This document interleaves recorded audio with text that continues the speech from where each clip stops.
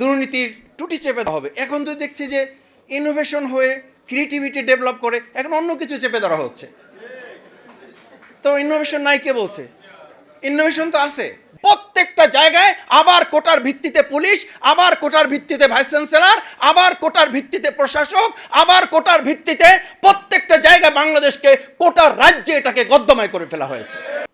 সাংবাদিক ভাইরা যখন জিজ্ঞেস করেন যে আপা কি আসলে আসবে মাসুদ ভাই, তা আমি বললাম যে ভাই টিকিট কি আমার হাতে? টিকিট তো উনি যাবার সময় আমাদের অনুমতি নেন নাই, আমার মনে হয় আসার সময় অনুমতি নেবেন না। তবে এইটুকু বলতে পারি, উনি যাবেন বলছিলেন চলে গেছেন, আসবেন বলছিলেন উনি আসবেন, এটা নিশ্চিত থাকেন। আর যদি আসেনি তাহলে ওনার দায়িত্বে আসবেন না, বাংলাদেশের জনগণ এবং রাষ্ট্র দায়িত্ব নিয়ে আসবে এবং ফাঁসির কাস্টে ঝুলাবার জন্যই ওনাকে নিয়ে আসবে। আজকে যে শিক্ষা সংস্কার নিয়ে আমরা আলোচনা করছি, আমাকে আসতে আসতে আমার সাথে একজন শিক্ষক ছিলেন, তো উনি আমাকে কোশ্চেন করেছেন যে তুমি কথা বলবে? আমি বললাম হ্যাঁ স্যার, আমি তো একটু সুযোগ পাবো, হয়তো আমাকে দিতে পারে সময় কুলালে। বলছে যে জিজ্ঞেস করবা বা যারা থাকবে একটা কোশ্চেন তুলবা যে শিক্ষা সংস্কারে রাষ্ট্র সংস্কার নাকি রাষ্ট্র সংস্কারে শিক্ষা সংস্কার। তা আমি বললাম স্যার ব্যাপারটা কি এরকম যে আমরা ছোটো সময় বলতাম যে মুরগি আগে না ডিম আগে? তো বললো যে ব্যাপারটা ওরকমই ধরো, যে শিক্ষা সংস্কারের মধ্য দিয়ে কি রাষ্ট্র সংস্কার হবে নাকি রাষ্ট্র সংস্কারের মধ্য দিয়ে শিক্ষা সংস্কারে হাত দেওয়া হবে। আমি বললাম স্যার আমি কিন্তু শিক্ষা সংস্কারের মধ্য দিয়ে রাষ্ট্র সংস্কারের পক্ষে। তো তখন উনি বললেন যে তোমার এই কথা সত্য, কিন্তু রাষ্ট্রে যারা বসেছিলেন 55 বছর এবং এখন যারা আছেন তারা এই কথার পক্ষে না, বিধায় তারা রাষ্ট্রের অবকাঠামো এবং অন্যান্য সুরক্ষা খাতে যত বরাদ্দ দেন ঠিক তার চেয়ে বেশি বরাদ্দ দিতে স্বাচ্ছন্দ্য বোধ করেন না এই শিক্ষা খাতে।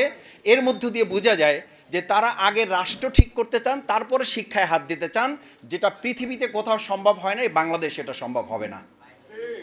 দেখেন 195টা দেশের মধ্যে বাংলাদেশের গ্লোবাল নলেজ ইন্ডেক্স যেটা আছে, সেই ইন্ডেক্সে আমরা কত আগাইছি মানে এই যে আমরা 195টা দেশের মধ্যে এখন 122তম।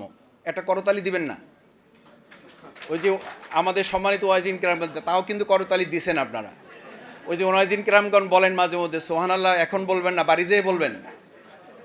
তো 195টা দেশের মধ্যে আমরা 22 নম্বরে আছি। আর কত অগ্রগতি হইলে, যে ছেলেকে জিজ্ঞেস করছে বাবা রোল কত, তো বলছে যে আমার রোল হলো 36। বলছে ছাত্র কত? 37 জন। বলছে বাবা অনেক ভালো করছো তুমি, মাত্র একজন বাকি আছে, একে ওভারটেক করতে পারলেই তো তুমি ফার্স্ট। তা আমরা তো 195 দিকে আগাচ্ছি, আমরা তো 122 থেকে 121 120-এর দিকে আগাচ্ছি না। দেখেন তারপরে আরেকটা বিষয় আমি উল্লেখ করি, গ্লোবাল ইনোভেশন, উদ্ভাবন হয় না কে বলছে আমাদের দেশে? লজ্জার কথা, বোনেরা আছেন, আমার শ্রদ্ধেয় শিক্ষক মুরব্বীরা আছেন, তারপর বলাই লাগে। এটা কোনো রাজনৈতিক কারণে বলছি না। সেদিন আমি আসতে আসতে একজন বলছেন যে ভাই আমাদের দেশে আবিষ্কার নাই, ইনোভেশন নাই, ক্রিয়েশন নাই, ক্রিয়েটিভিটি নাই। কে বলছে? আগে চাঁদা টাদা তোলার জন্য গুলি করা হতো। আমাদের দেশে বলা হয়েছিল দুর্নীতির টুটি চেপে ধরা হবে। এখন তো দেখছি যে ইনোভেশন হয়ে ক্রিয়েটিভিটি ডেভেলপ করে এখন অন্য কিছু চেপে ধরা হচ্ছে। তো ইনোভেশন নাই কে বলছে?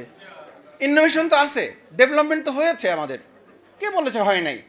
তো এই আপনি গ্লোবাল ইনোভেশন ইন্ডেক্সে আমরা 134তম, 122 থেকে আমরা 134তমতে ইনোভেশন সেক্টরে আমরা আগাইছি। এরপরে আরেকটা জিনিস আমি আপনাদের বলি, global innovation index human capital and research, আমি ছোট একটা পিএইচডি করেছি। তো পিএইচডি করার সময় আমার সম্মানিত সুপারভাইজার যিনি ছিলেন উনি বলছিলেন তুমি এটা দিয়ে কী করবা? আমি বললাম যে স্যার ছোটোখাটো কিছু একটা করে তো খেতে হবে। ছাত্রজীবন শেষ করলাম, একটা ইউনিভার্সিটিতে অফার দিল, আমি জয়েন করলাম। কিছুদিন যেতে না যেতেই ম্যানেজমেন্ট বোর্ডে আমাকে ডেকে বলল আপনি ছাত্র শিবির করতেন? আমি বললাম জি স্যার আমি ছাত্র শিবির করতাম, সাধারণ একজন কর্মী ছিলাম। বলছে ম্যানেজমেন্ট থেকে বলা হয়েছে আপনার পড়াশোনা একবারে খারাপ না, ক্লাসের শিক্ষার্থীরাও খুশি, কিন্তু দুর্ভাগ্যজনকভাবে আপনাকে সামনের কোর্সে আমরা ইনভলভ করতে পারতেছি না।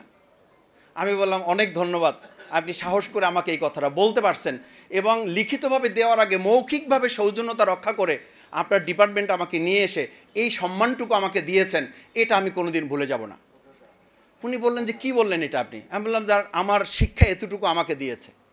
আমি একটা কথা বলি আপনাদের, আমি পার্লামেন্টে একটা কথা বলেছি, আমাদের এত লক্ষ কোটি টাকা পাচার হয়েছে, এটা নিয়ে আমরা যত না আওয়াজ তুলেছি, একটা কথা বিবেক আমাকে খুব দংশন করে। বিশ্বাস করেন, 2024-এর 5ই আগস্টের পর অনেক মেধাবীরা বিদেশের বিভিন্ন জায়গা থেকে বাংলাদেশে এসে এরকম হাত নেড়ে বলেছিল প্রিয় বাংলাদেশ সংস্কার হবে। সেই প্রত্যাশা নিয়ে চলে এসেছি, এই বাংলাদেশে কিছু একটা করতে চাই। কিছুদিন চলে না যেতেই আবার সেই লোকেরা এয়ারপোর্টে গিয়ে বাই বাই দিয়ে আমাদেরকে বলেছিল এই বাংলাদেশের পরিবর্তন হবে না, দুর্ভাগ্যজনক, সরি, আমরা চলে গেলাম। বলেছে না বলে নাই? আপনি টাকা পাচার নিয়ে কোশ্চেন তুলেছেন, আমার বাংলাদেশের হাজার হাজার মেধাগুলো পাচার হয়ে গেছে, সেটা নিয়ে এই দেশের একজন রাজনীতিবিদ কথা তোলে না।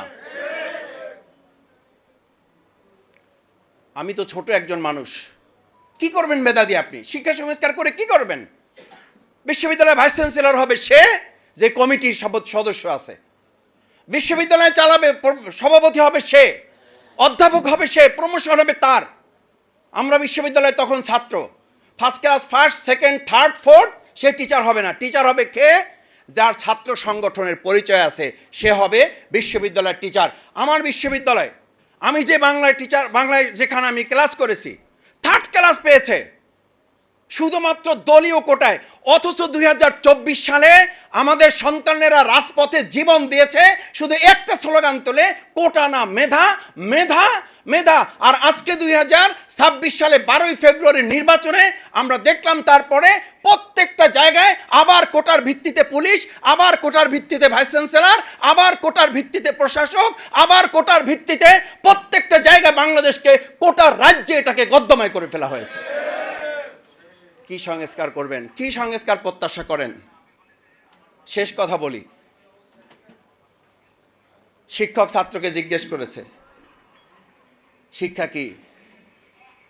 বলছে স্যার, পরীক্ষার আগে যা মুখস্থ করি, এরপর পরীক্ষার পরে যাহা ভুলে যাই, তাহার নাম শিক্ষা। বলছে এটার নাম শিক্ষা না, শিক্ষা হলো তাহা যাহা জানবা তাহা করবা না, যাহা করবা তাহা বলবা না। এটা বলছি কেন জানেন? ওই শিক্ষকের এই গল্পের এখনকার একটা সমীকরণ আছে। আমাদের একজন বাংলাদেশের ফ্যাসিস্ট নেত্রী আছেন, বলেছিলেন উনি বাংলাদেশ থেকে কখনো এই দেশ ছেড়ে যাবেন না, কিন্তু আল্লাহর খাস মেহেরবানি উনি যান নাই, শুধু উনি বাইতুল মোকাররমের ইমাম সুদ্ধা নিয়ে চলে গেছে। এই লাইনটা বলার জন্য এটা বলি নাই। এখন আবার প্রায় আমাকে বিভিন্ন ভাইয়েরাও যেমন জিজ্ঞেস করে, সাংবাদিক বৃন্দ ফোন করতেই আছেন, ব্যাপারটা যেন এরকম, এটা আমাদের হাতে টিকিট। সাংবাদিক ভাইরা যখন জিজ্ঞেস করেন যে আপা কি আসলে আসবে মাসুদ ভাই, তা আমি বললাম যে ভাই টিকিট কি আমার হাতে? টিকিট তো উনি যাবার সময় আমাদের অনুমতি নেন নাই, আমার মনে হয় আসার সময় অনুমতি নেবেন না। তবে এইটুকু বলতে পারি, উনি যাবেন বলছিলেন, চলে গেছেন, আসবেন বলছিলেন, উনি আসবেন, এটা নিশ্চিত থাকেন। আর যদি আসেনি, তাহলে ওনার দায়িত্বে আসবেন না, বাংলাদেশের জনগণ এবং রাষ্ট্র দায়িত্ব নিয়ে আসবে এবং ফাঁসির কাস্টে ঝুলাবার জন্যই ওনাকে নিয়ে আসবে।